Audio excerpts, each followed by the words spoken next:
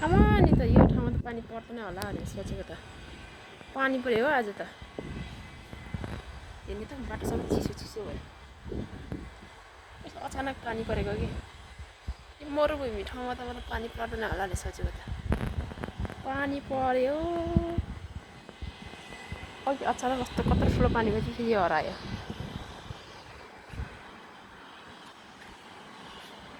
water